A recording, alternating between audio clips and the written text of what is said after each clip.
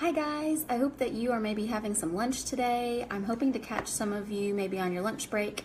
I am eating some sweet potato fries for lunch, so I don't know what y'all are eating, but these are tasty. Today we are beginning Psalm 23. We're doing an intro to Psalm 23. This is so exciting to me. I absolutely love Psalm 23, and I have done many studies over this special psalm, and I just can't get enough of it. There's so much good stuff in here. So wanted to let you know a couple of the resources that I am using for this study. I am using the Warren Wiersbe commentary, and he is one of my favorite people who does commentary. I just enjoy his writing style. It's very down to earth, so you may want to check him out. Do I even need to say your Bible? Because what's the point of studying a psalm if you're not in the Word? So I definitely encourage you to get a good study Bible. Some of you have asked me for a good recommendation for a study Bible, and I will always tell you the Life Application Study Bible. If you're looking for something with some really good notes in it, that's a great place to go. The thing that makes that kind of stand out from a regular study Bible, although there's tons out there, and I have a women's study Bible, and I also recommend the ESV study Bible is really good too, but one of the things I love about the Life Application is that it goes a step further from just a random general routine study Bible. They're all going to basically give you the background of the book. They're going to give you the time it was written, who wrote it, you know, kind of those details. But the Life Application goes kind of a step further and gives you an like a plain example for how you can apply it to your life. So it just sort of takes the guesswork out of application. So hence the name, Life Application Study Bible. Also, some of you, I realize, are probably not going to be able to do a whole lot of digging into this psalm, but if you want to do that, this little gem right here, Philip Keller's book, A Shepherd's Look into Psalm 23, I studied this when I was a teenager, and it made such a huge impact on me, so I would highly recommend, if you have a chance. It's not super thick, just a small little book, but let me tell you a bit about this guy.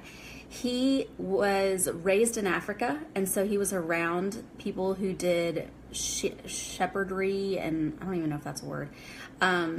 He watched the Middle Eastern people herd their sheep, and he saw how they did it, and then he also spent about 8 years, I think it was, being a shepherd himself. So he also has that firsthand experience of being a shepherd, and then also he became a pastor later on in his life, and so he shepherded his own flock. So from 3 different vantage points, you get a really great perspective on sheep. And one of the things that he says in his intro is that it's so easy for us to just lose touch with this concept of sheep and what a shepherd does, because we're basically living in a man-made society, and it's wonderful to have this perspective from someone who actually lived in the fields, in the trenches. And just sort of from reading a little bit about what he does, because truthfully, I have no idea what it's like to be a shepherd. I have no idea what it's like to be sheep. You may have some ideas of sheep. You may have had a sheep as a pet. Who knows? I personally did not. I think they're really cute, but apparently they are really, really stubborn animals, and they are very hard to follow. A lot of people think that they are dumb, but they're not dumb. They're just really stubborn.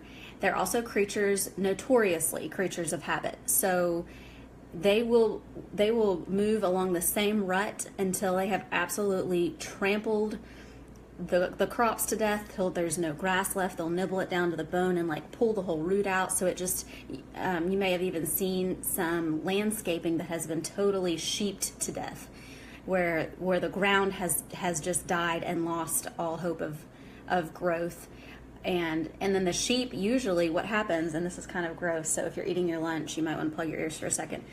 As they're walking along in the trenches, they're going to poop, and they're going to, do all that stuff, pee, and then when they come back the next day, they're going to come and try to eat some of the grass that's underneath that same rut.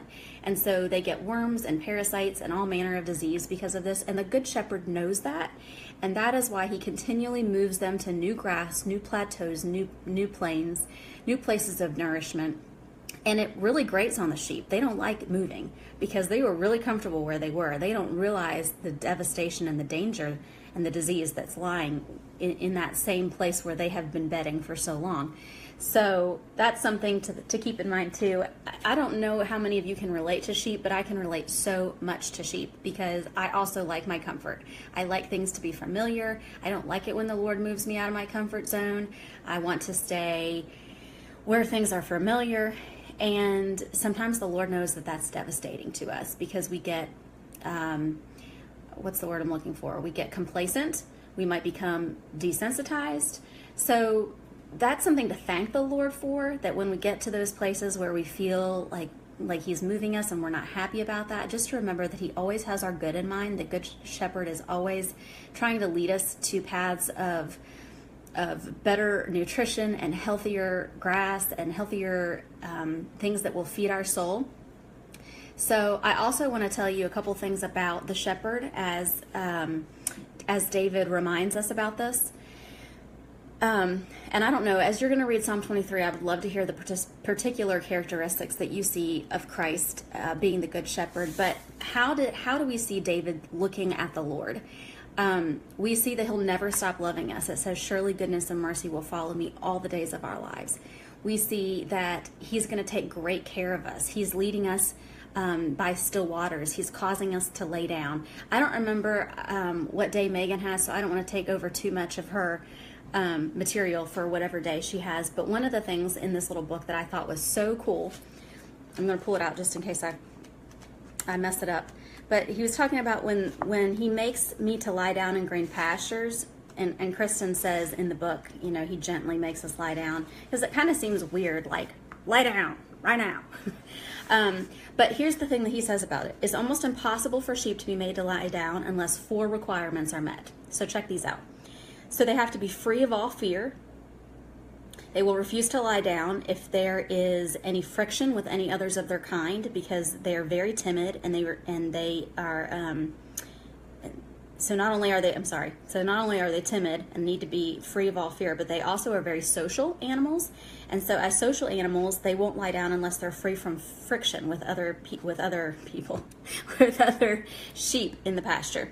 And then if they're tormented by flies or parasites, they won't lie down. They have to be free of the pests. And then also they're not going to lie down unless they're free from hunger. And I don't know if y'all can relate to that, but we've been talking a lot in this group about anxiety.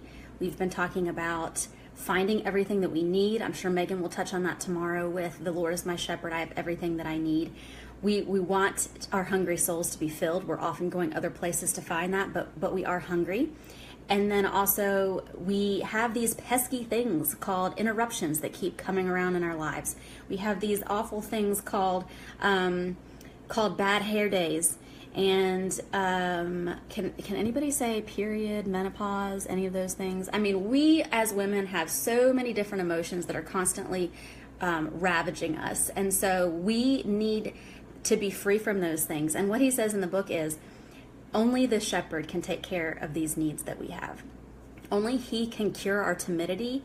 And if we place our trust in the Good Shepherd, he's going to make sure that those needs are taken care of. He's going to take the pests away.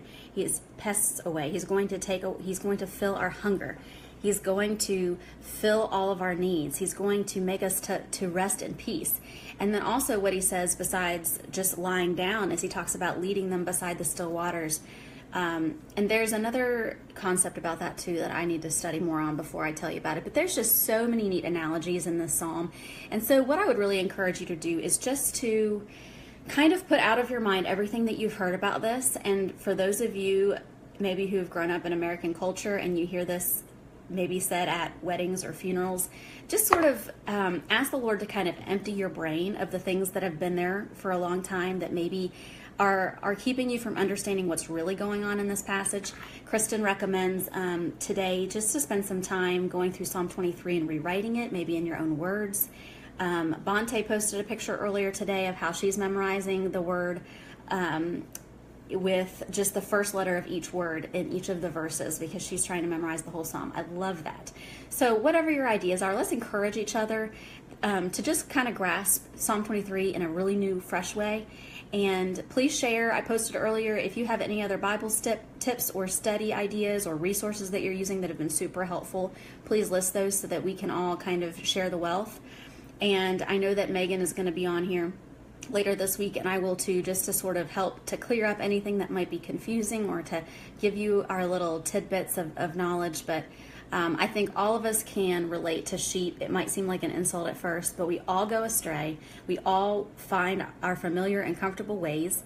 We all like familiar patterns, and just to realize that the Lord is our shepherd and that everything he does for us is for our good. It's not just because he wants to make us exercise and run all over the hilltop, but he actually has a plan and he is leading us. It may seem like a dead end, but he is leading us somewhere. So whether you're in the middle of a move or a job change or maybe a really scary disease, there is nothing that he is allowing that is not on purpose. All of it is leading to his future glory and to our good, our future good. So I'm so excited to study Psalm 23 with you all, and I hope that you will just love this week and comment and let us know your findings, show us your pictures, and it's going to be a really good week. Have a great Monday.